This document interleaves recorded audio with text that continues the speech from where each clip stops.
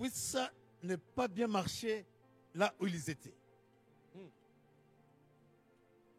C'est parce que le devoir de Jézabel, c'est de tuer tout ministère prophétique.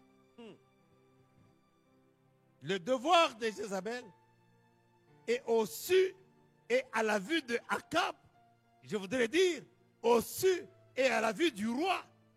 Ce ministère est en train d'être étouffé parce que la mission de Jézabel, c'est de tuer les prophètes, c'est de tuer surtout ce ministère prophétique. Wow.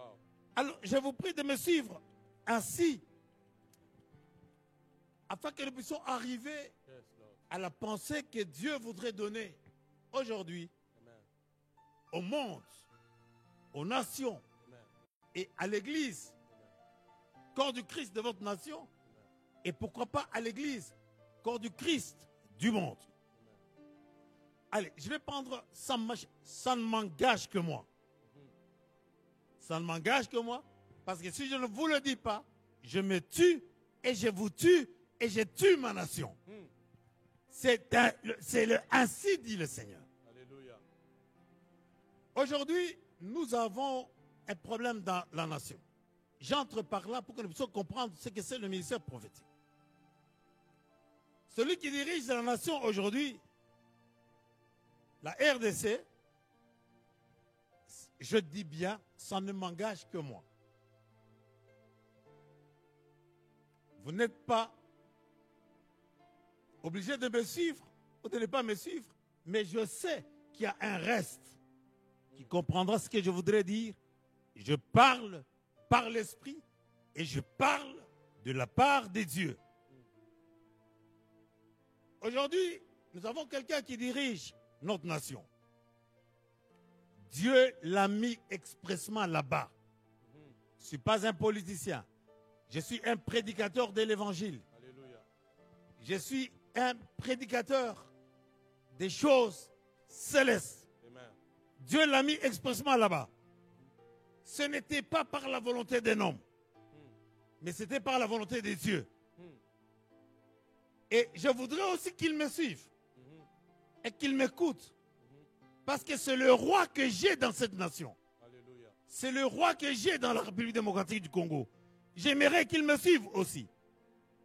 Dieu l'a mis pour continuer et préparer la nation à un épanouissement intégral. Je vais vous parler un peu prophétiquement avant que nous puissions entrer en profondeur. Nous avons la soirée d'aujourd'hui et nous avons aussi la soirée de demain.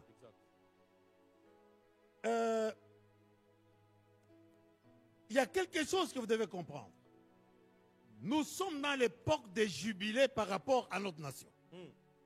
Parce que nous venions de passer 50 ans, 50e anniversaire de l'indépendance. C'est pratiquement le jubilé. Et la période de cette seconde jubilé dans laquelle nous entrons, plusieurs d'entre nous, peut-être, ne la vivront pas et ne la verront même pas. Moi, personnellement, je ne crois pas que je peux encore faire 50 ans devant là-bas. Je ne le crois pas. Je ne le pense même pas. Donc, Dieu a ouvert une marge de jubilé pour placer sa restauration. C'est pour cela, vous les prophètes qui êtes partout, vous les prophètes qui êtes autour du roi, vous devez écouter ce que je suis en train de vous dire avec attention. Alléluia. C'est lui qui est là, Dieu l'a mis là-bas pour préparer un épanouissement intégral pour cette nation. Amen. Il faudrait aussi qu'il comprenne cela. Amen. Mais son précédent n'a pas été attentif. Il n'a pas été attentif. Parce que le problème qu'il y a là, c'est se séparer de Jézabel. Et Dieu se détourne de toute personne qui n'est pas attentive. Et pourtant, elle pouvait bien régner. Écoutez-moi. Jamais notre constitution à l'époque n'a autorisé quelqu'un de 28 ans ou de 29 ans de pouvoir passer à la royauté et diriger la nation. Mais Dieu a permis à ce que cela puisse se faire. Donc, ni par sa force, ni par son intelligence, mais c'était par l'Esprit de l'Éternel. Et si, peuple congolais, si nous ne pouvons pas comprendre ce que je suis en train de dire pour le moment, nous risquons de nous détruire et de passer outre à ce que Dieu a destiné pour cette nation ici. Alléluia. Alors, celui que Dieu a placé aujourd'hui, je ne peux pas dire que c'est la continuité de Salomon. Celui que Dieu a placé aujourd'hui n'est pas celui qui conduira le pays dans sa possession. La tâche que Dieu lui donne, c'est de préparer la nation. C'est ainsi qu'une ouverture s'est préparée. De Mobutu jusqu'à Kabila, il y a eu à peu près 32 ans. Et de Kabila jusqu'à celui qui est là pour le moment, il s'est passé 18 ans. Quand tu totalises les années, ça te fait à peu près 50 ans. Et 50 ans est le chiffre requis pour un jubilé. C'est pour cela que nous devons être attentifs. Alors, qu'est-ce qui se passe? Celui qui arrive, il dédie la nation, quelle que soit la manière, même si les gens l'ont poussé. La technique de Dieu, c'est utiliser les hommes.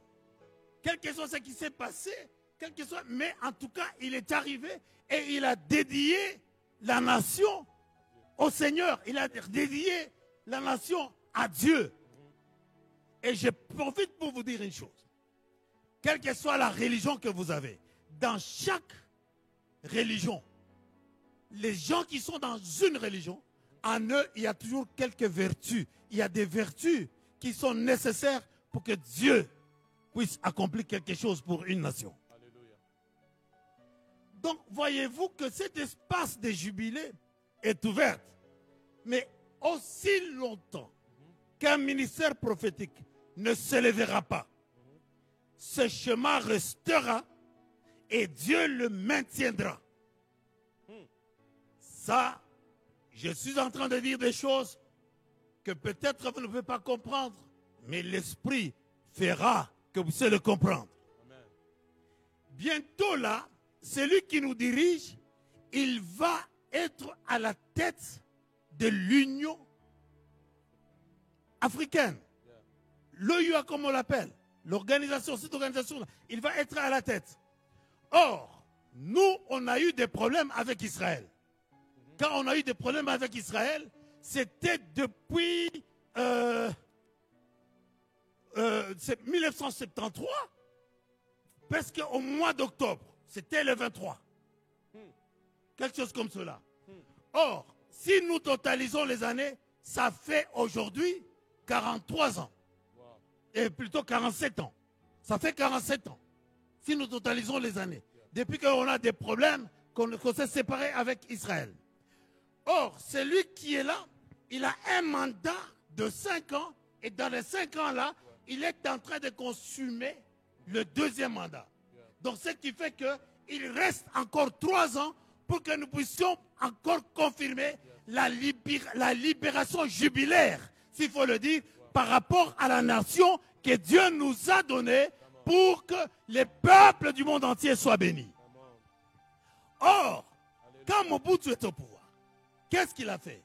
Il était président, il était à la tête de l'OUA. C'est lui qui dirigeait l'OUA et il a influencé certains pays africains.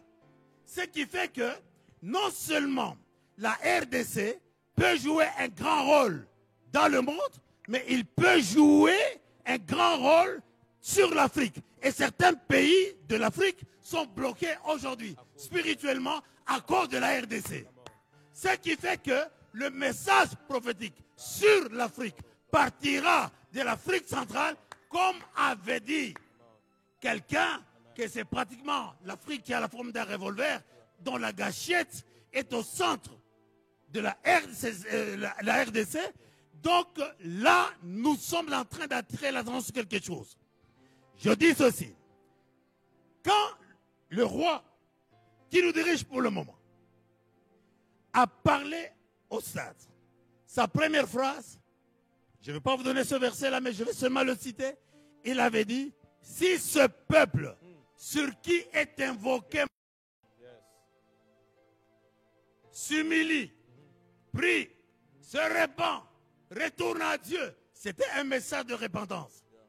Si il a dit ça, c'est que quelque part, il y a des gens qui peuvent invoquer le nom de l'Éternel sur le peuple. Et quand il n'y a pas la sacrificature, quand la sacrificature ne comprend pas ce que c'est la pensée de Dieu, Dieu est capable de susciter n'importe qui pour dire des décrets et les choses peuvent se faire. Ce qui fait que si le peuple, nous, peuple congolais, si nous ne pouvons pas nous repentir, ne pouvons pas retourner à Dieu, je vais vous dire une chose, nous allons encore subir le malheur, nous allons encore subir la pauvreté, nous allons encore subir l'oppression de Akab, l'oppression de Jézabel. Parce qu'il y a deux parties. Si le peuple sur qui est invoqué le nom, c'est-à-dire le peuple a aussi un grand rôle à pouvoir jouer. Alléluia. Ce n'est pas seulement le problème de la sacrificature ou des prophètes. Mais ce qui nous intéresse ici, j'ai brossé un peu ces choses pour que vous puissiez comprendre l'utilité d'un ministère prophétique. Donc, ce que Dieu attend dans les nations, sur l'Afrique, c'est-à-dire, il attend la levée d'un ministère prophétique. Et je sais que Dieu te prépare. Amen.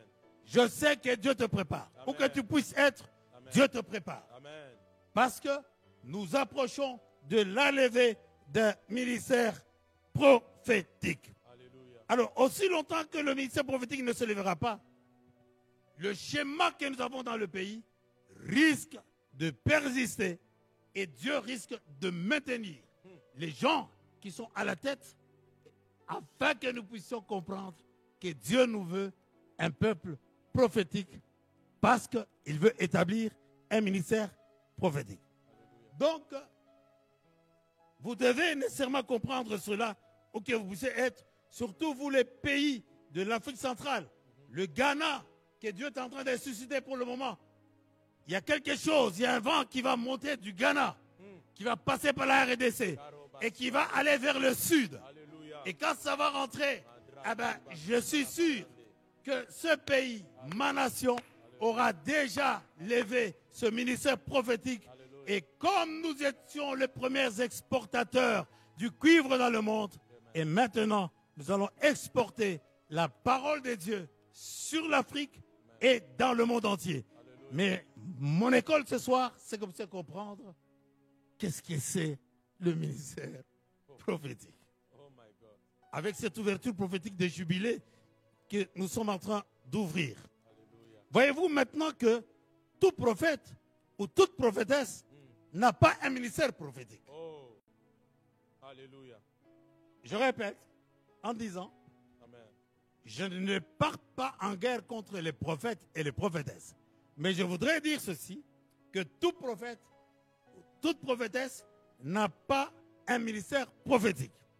Parce que le ministère prophétique, c'est pour apporter une réforme. C'est pour apporter une restauration. Amen. Donc, reconnaître la couleur de caleçon d'une demoiselle n'est pas un ministère prophétique. Reconnaître la date de naissance de quelqu'un n'est pas un ministère prophétique. Je répète, tout prophète ou toute prophétesse n'a pas un ministère prophétique. Parce qu'un ministère prophétique ne commence pas quelque chose. C'est un ministère qui vient de nulle part. Je répète, tout prophète, toute prophétesse n'a pas le ministère prophétique. Parce que le ministère prophétique, c'est pour apporter la restauration et apporter aussi la réforme. C'est pour cela que le ministère prophétique n'est pas attaché à l'église locale. L'église de la source, l'église Sakamoabi, non, il n'est pas attaché à ça, ce ministère-là. Ce ministère-là est attaché à la nation et au corps du Christ. Alléluia. C'est pour cela, si le roi